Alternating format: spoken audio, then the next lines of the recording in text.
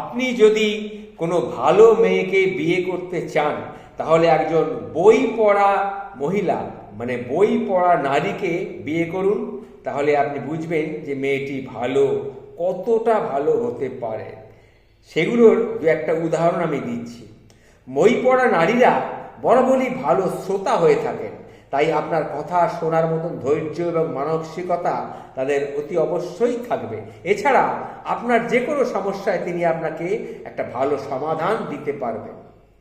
বই পড়া নারীরা অবশ্যই ধৈর্যশীল হয়ে থাকেন, কারণ ধৈর্য না থাকলে বই পড়ার মতো একটা কঠিন কাজটি কখনোই করা সম্ভব নয়। তাই এ ধাঁচের নারীদের যে কোনো বিষয় নিয়ে আপনি খুব একটা ঝামেলায় পড়বেন বলে মনে হয় না। এছাড়া এমনও হবে তিনি ধৈর্য ধরে আপনার অনেক কঠিন কাজটি করে দেবে যা আপনি পারবেন না। বই পড়া নারীরা, যেসব নারীরা বেশি বই পড়েন প্রয়োজন ব্যতীত তারা কিন্তু বেশি কথা বলেন না। তাই আপনার যখন নীরবতার প্রয়োজন হবে আপনি সেই নীরবতাটুকু অতি সহজেই পাবেন। কথায় আছে বই হচ্ছে জ্ঞানের ভাণ্ডার, বই পড়লে মানুষের জ্ঞান বাড়বে, এটাই স্বাভাবিক। তাই আপনার কোনো তথ্যের দরকার হলে কিংবা কোনো সমস্যায় সর্বাত্মক সহযোগিতার প্রয়োজন হলে সেই আপনার বই পড়া নারীটি আপনাকে সে সাহায্য করতে পারে। যারা বই পড়েন তারা বরাবরই একটু কম কথা বলেন, তাই অকারণে বেশি কথা বলে তিনি সময় নষ্ট করবেন না, ফলে প্রতিটি আলোচনাই হবে খুব অর্থপূর্ণ।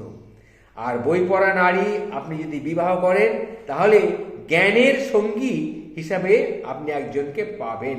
নারীরা সঙ্গীর পছন্দ অপছন্দ বুঝতে পারেন, বই পড়া নারীরা, তাই জ্ঞানী সঙ্গীর সঙ্গ ভালো করে আপনি উপভোগ করতে পারবেন। আর একটা গোছানো জীবনও আপনি পাবেন। যেসব নারীরা বেশি বই পড়েন তারা তাদের জীবনটাকে কী করে গোছাতে হয় সেটা জানেন। আপনার জীবন যদি অগোছালো হয়ে যায় আপনার সঙ্গী তা গুছিয়ে ঠিকঠাক করে দেবেন নিশ্চয়ই। জ্ঞানী নারী কখনোই অতিরঞ্জিত কিন্তু কোনো বায়না ধরবে না। আপনার অনুপস্থিতিতে কিভাবে নিজেকে তিনি সামলাবেন তা কিন্তু তিনি ভালো করেই জানেন। তাই আমি যারা এখনো পর্যন্ত বিয়ে করেননি যেসব পুরুষ মানুষরা তাদেরকে বলছি, একজন বই পড়া নারীকে যদি আপনি বিবাহ করেন তাহলে আপনার জীবনটা সুখের হবে বলেই মনে করি।